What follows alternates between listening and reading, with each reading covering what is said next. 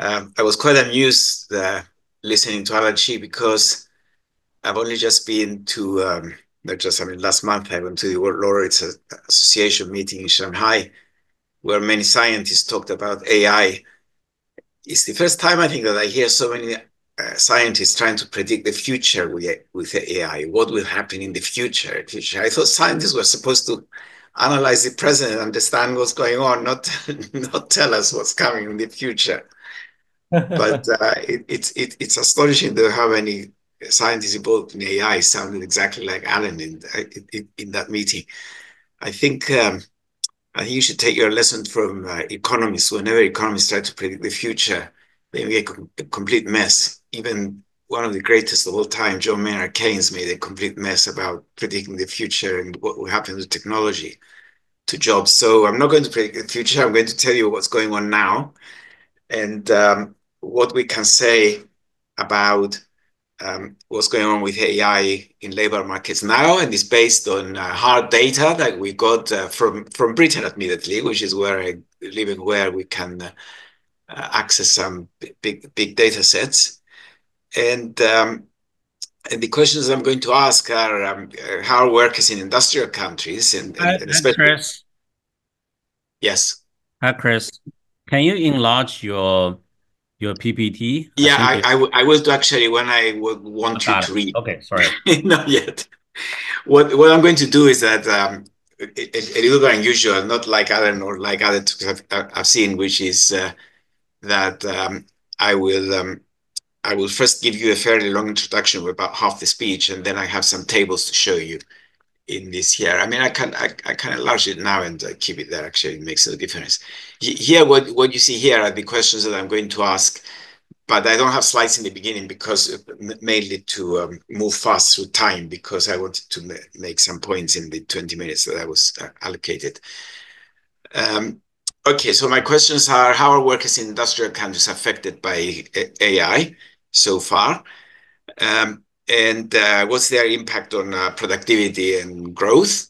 I was quite astonished that Sam Altman, who I doubt whether he knows very much about productivity, said in 10 years' time it would double. I bet you anything it will not.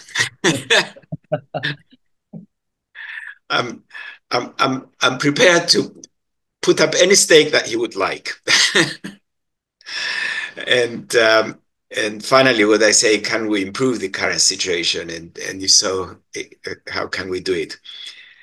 Okay, well, let me first talk a little bit about productivity. I mean, like many other working on labor market issues, employment, and all that, we consider improvements in productivity to be an extremely important objective, and we should pursue it because uh, it improves our living standards and it helps governments achieve their social objectives like good health and education systems, good social support to vulnerable groups.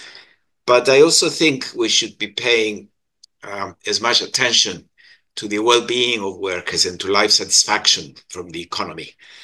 Um, I mean, just ask this simple question. To get higher productivity, we need to work. And we need to work with the capital, with learning new technologies. And if work makes us unhappy, if it gives us depressions, mental illness, then what's the point? Is that the price worth paying? So at the very least, we should be concerned about both.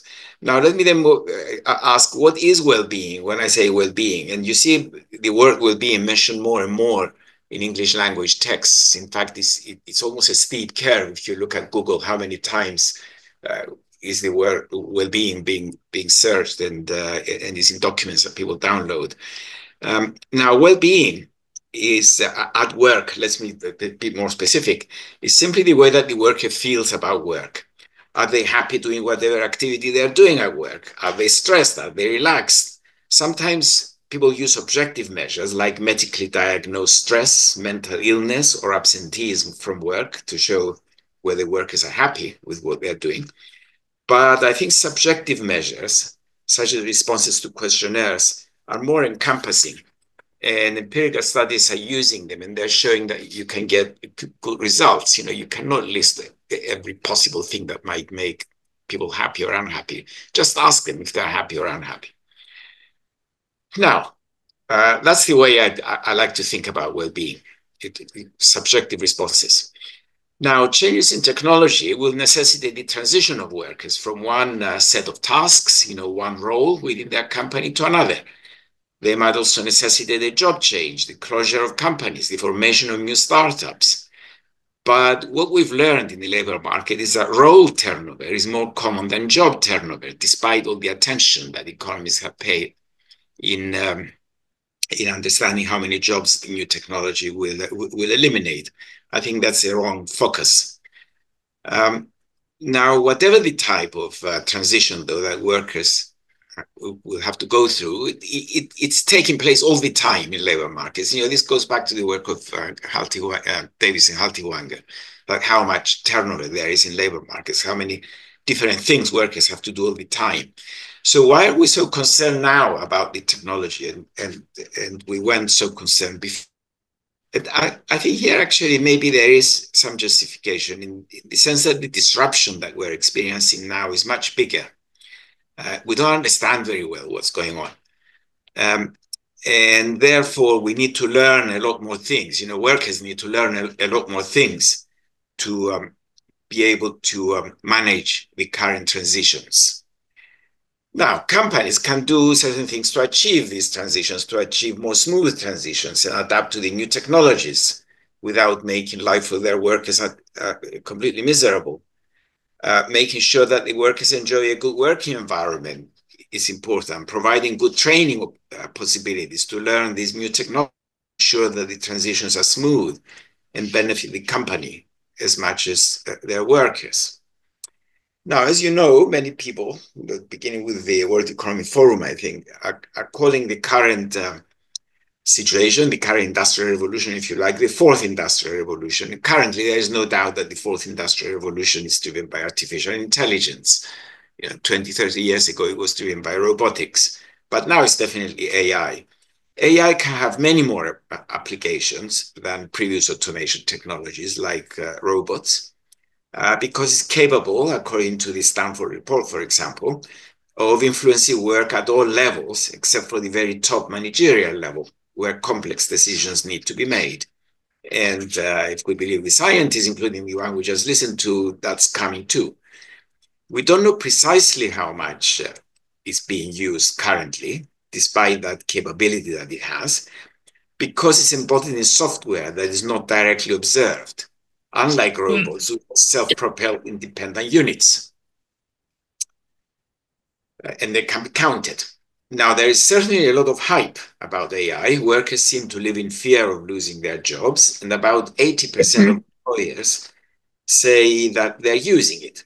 But so far, the evidence shows that workers are not justified in their fears because they haven't lost their jobs, and employers are using in simple applications like remote working or using cameras to watch remote parts of the office. Sorry, can you put the can you mute yourself, please, Andrew? Thank you.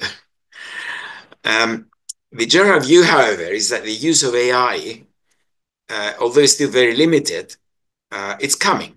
So we must prepare for it. In my view, more worrying than this is that we don't know in what form it's coming. And we have a lot of choice how to develop it, something that reflects what Alan, in fact, said right at the end of his speech. So far, the news is not always good. In research that we did at the Institute for the Future of Work in London, which I co-chair, we found that in Britain, many applications of AI have reduced the quality of work, at least as perceived by the workers. There are certain things that we know about AI, other than its potential, and these relate mainly to the enablers that countries need to have to take full advantage of it and develop it in socially beneficial ways. To be able to make extensive use of AI, countries need to have a strong digital infrastructure, powerful broadband, which is reliable and universal. Their innovation capabilities need to be strong with well-trained human capital to support them. They need to be open to collaborations and interact effectively with other similar countries, something else that was said a few minutes ago. And they need to have good quality labor force institutions, including good social support, to help workers make the transitions across jobs. or roles. On these criteria, the United States and China come out as top performers, partly because of their size and partly because of the emphasis and resources that they have put into developing a good digital research environment. Europe is not as well prepared, but efforts are being made to improve the situation, as suggested by the recent Draghi report on competitiveness that was published only a couple of months ago in September. Compared with the big two, Europe is well prepared in one aspect of the transitions that will be necessary in the technological revolution that is coming, in the provision of social support and training facilities, which we consider very important in Europe, I should say. In terms of well-being or subjective happiness measures, Europe scores higher than other countries, higher than both China and the United States, as far as I know, most likely because of the social support and the lower working hours that it offers. Now, traditional AI, which carries out commands based on data, is finding many applications and it's predictable where it's going. You just feed the computer with data, with commands, and it very quickly carries them out. Generative AI, which makes decisions and has much more capability to analyze data and language, can do many more tasks. Recent developments, which have reduced the computing capacity needed to execute it, are major advances in the application of Gen AI. Large language models, such as ChatGPT, are ones that are threatening even professional jobs, such as paralegals, civil servants, programmers, and anyone who writes reports. But it's not quite there yet. In a very interesting, what I found a very interesting Luohan Academy lecture delivered only last week, Lindsay Raymond, in collaboration with Eric Brun Johnson and Daniel Lee, explain how Gen AI is benefiting less skilled workers more than the more highly skilled, which I just said we are threatened. Probably because so far Gen AI is still learning from more highly skilled workers. So when it gives them answers to their problems, in fact, it just repeats what they said a few months earlier. So we're not quite there yet. One thing that we can say with some confidence is that with AI, we're unlikely to face a situation of job shortage across the economy. We're finding that they're augmenting work, not taking over jobs from workers. That's why we currently have a labor shortage, a job shortage. We should not be asking where are the jobs going to come from in the world of AI, given current experience, but what skills will I need to work effectively in this world?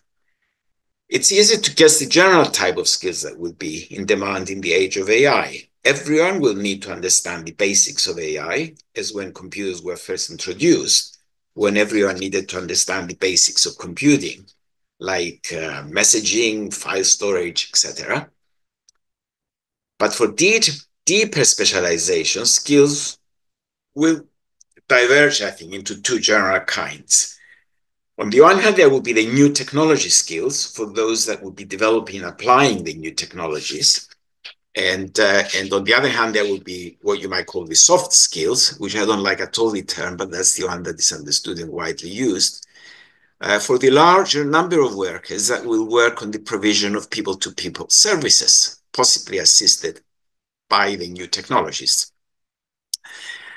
Some collaborative projects at the LSE and the Institute for the Future of Work, where I divide my life.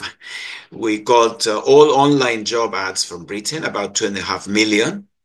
We cleaned the data down to about 1.5 million per year.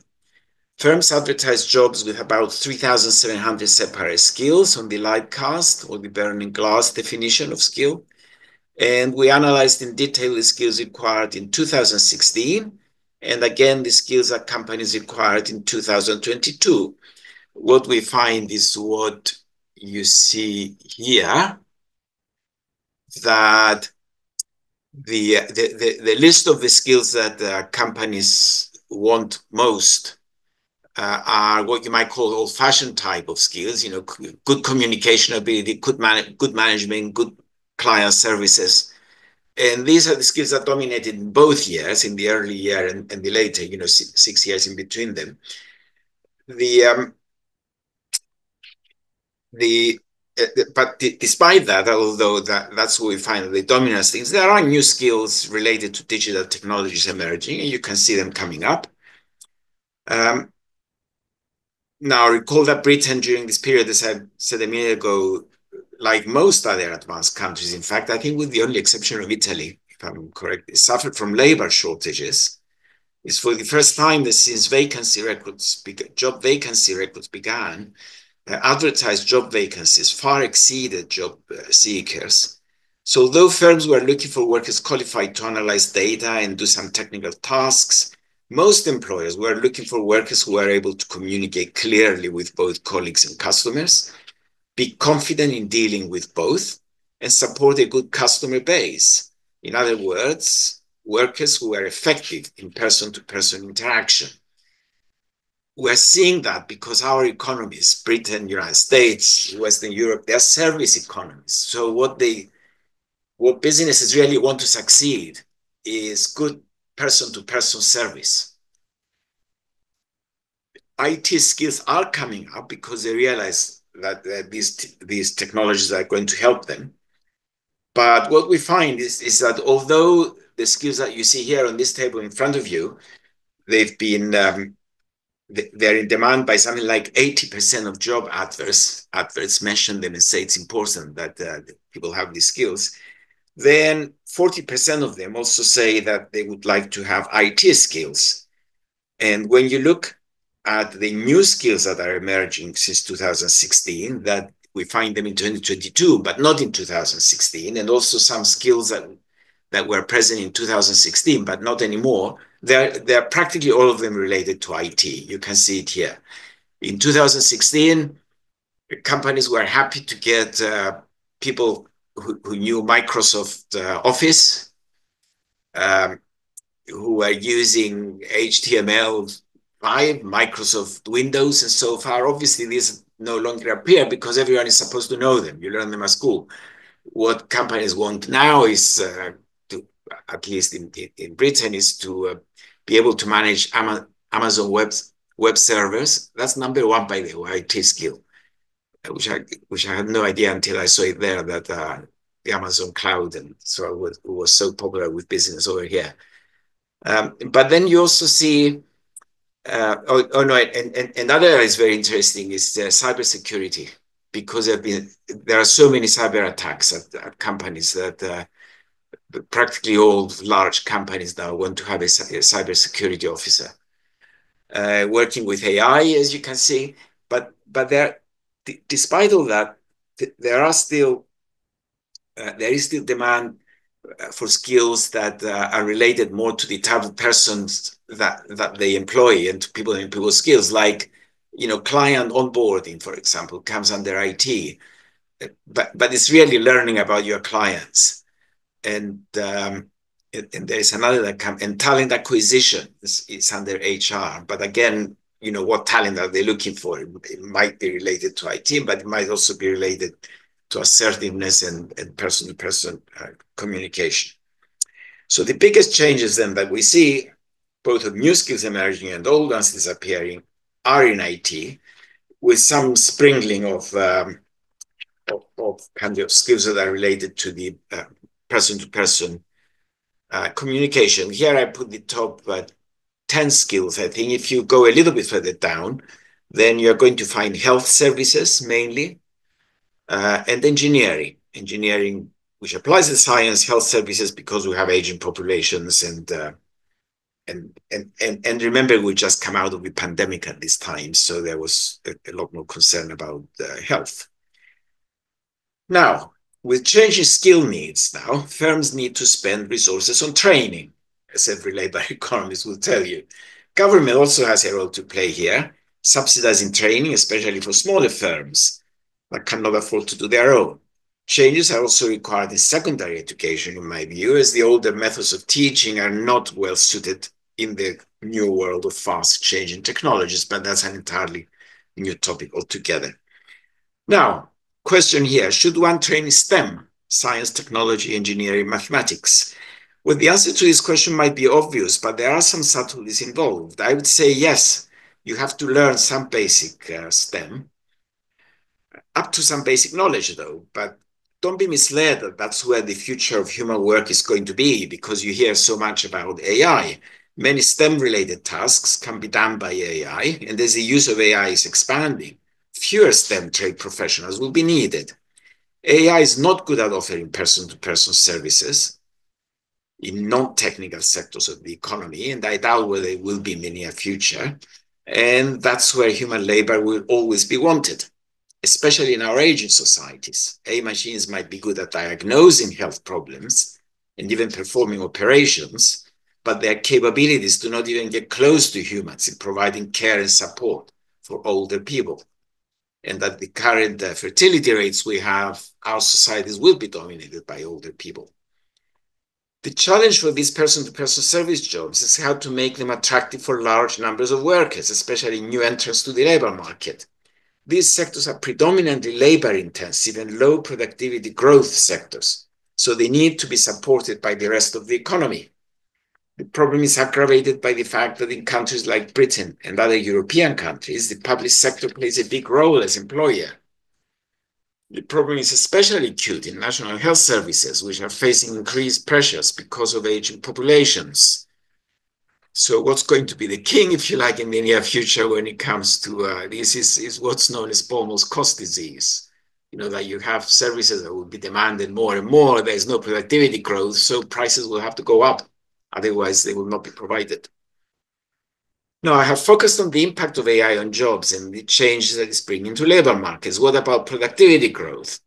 Are we on the threshold of a major productivity boom, like some Altman that I didn't know about in here, but sorry, I jumped. Yeah. So are we in the threshold of a major productivity boom? Some believe that AI will have the capacity to increase productivity substantially. We've seen an example just now. Personally, I doubt whether it will make much difference to the productivity statistics, although it should improve the quality of services that we get and reduce mistakes. The reason I'm saying that is because of the structure of the economy. The things that will become more productive are not the things that we consume day in, day out in our lives.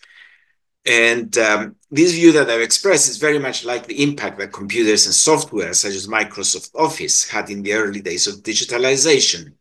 You may have heard Robert Solow's famous quip at the time that you see computers everywhere except in the productivity statistics. I think something similar will be experienced with AI, for as long as we have no way of measuring quality and speed of service provision in our national statistics.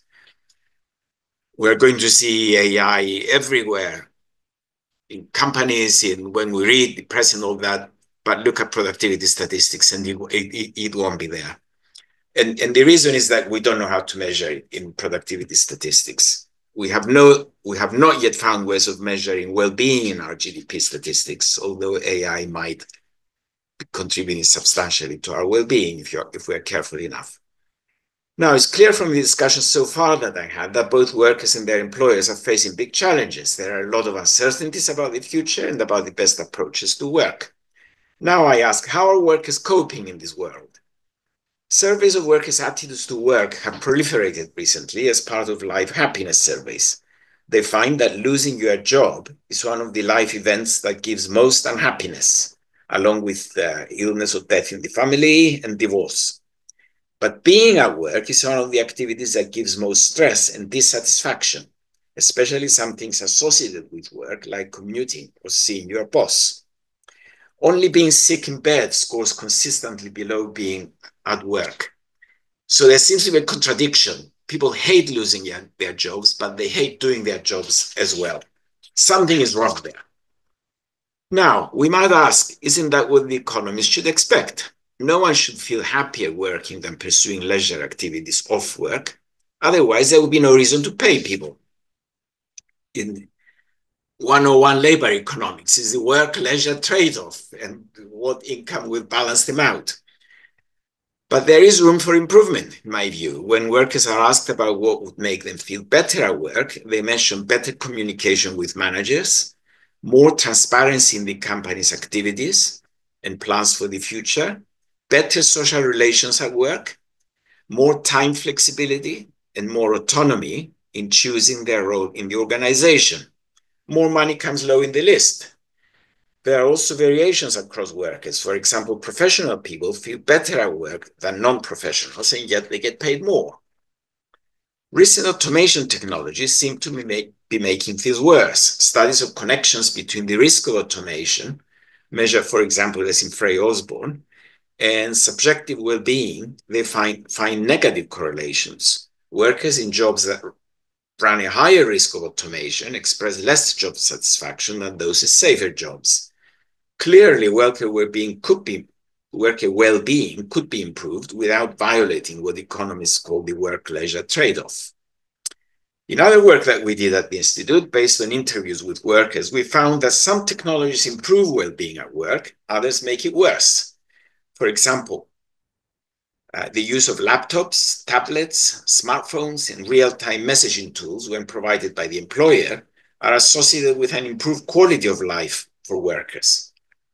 Workers also feel that they have more flexibility and autonomy.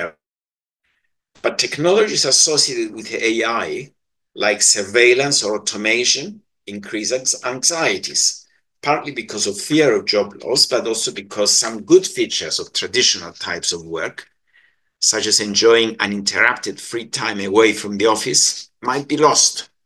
Many employees now get phone calls on Saturday evening or on Sunday from the employers saying, "Oh, I've been working on something. Do you mind if we have a brief conversation?" Well, workers hate that kind of thing, I can tell you. Flexibility in and I can show you that actually here. Now, this here is quite revealing. What we ask workers is about, how many actually? 5,000, I think, as many as that. What we ask is, in the last 3 years, has technology changed everyday work experience in any of the following ways? And the blue bars are those who said yes positively, and the red are those who said yes but negatively. So if you start from the top, has it given you more opportunities, giving you opportunities to learn new things? That's the most popular thing of all. More than 50% of the workers, about 60% in fact, said yes, and it was a good thing. Although something like 5 or 6% probably said I was happy doing what I was doing and I didn't want new opportunities. The positive things were that flexibility to choose my work location, opportunities to interact and communicate with colleagues, opportunities to apply my own ideas at work, influence on decisions that are important at work. My career advancement or promotion is now better with the new technology. Accuracy and fairness of evaluations of work performance, feeling of doing some useful work. My salary was better, consistency and predictability of working. All these were the positive elements that workers liked from new technologies. But there are negatives. The worst of all is surveillance over my work and that of my colleagues. They hate cameras in the office or some things that employers give them to track how many times they type on their keyboard so that they know how long their keyboard is staying idle. That's the most hated of all, actually, as far as I know. Anyway, they don't like the pace of work because with new technologies, they have to work faster. They don't like the unsociable hours that they have to deal with work. They don't like the fact that there is more uncertainty about losing their job when they see more and more new technology, that there is abusive behavior from customers because they don't understand the new technology and they shout at the employee as if the employee is responsible for it. Health and safety is an issue. And then many new machines have made work more repetitive and routine. In contrast to the general view that machines have taken over routine jobs, but in fact they have made it more routine because they take the decision. The machine takes it. The robot takes the decision, and the employee is just there watching it and making sure that nothing goes wrong. Okay, another feature of work is the flexibility in the choice of hours by the worker, and is frequently mentioned as a feature of good work that workers like. Several empirical studies of well-being at work concluded that having a choice of your hours is positively associated with work well-being. And this feature of good work has become more important, more popular since the pandemic. The new technologies that developed during the pandemic to facilitate remote working, like Zoom and Teams, certainly help. But also, once home working was forced on companies, most discovered that flexible working time might even improve productivity, not even working well-being. And maybe the Luohan Academy is one of those companies that discovered that Zoom has improved the productivity. Now, more recently, the 4-day week is becoming more popular as a way of reducing hours. Even in the United States, there is evidence that there is increasing demand for fewer hours of work. The American Psychological Association, in its annual survey last year, asked workers what would make a future employer attractive to them. And the things they emphasize most are related to time flexibility, including working from home or working 4-day week. And you can see that here, which surprised me. It was soon after the pandemic again, so how employers respond to mental health is an important consideration when applying for jobs. It was extremely popular, the most popular of all. But what's more surprising is that workers want to see more flexible working hours, 40% of them, workplace culture that respects time off work, about a third, ability to work remotely, another third, and 4-day week, another third. Many people that would say that that's what they expect to see in European surveys, but this was pure US. There is no fiddling there. Okay, well, that's it. My main message is that new technologies based on AI can improve the quality of work, as we've seen. Many features of them improve. Maybe they can improve productivity in some little sense, and definitely can improve worker well-being in that they can make the worker feel better about work, but only if they're applied responsibly. And both government and companies have a role to play in this responsible development. Right. Thank you very much.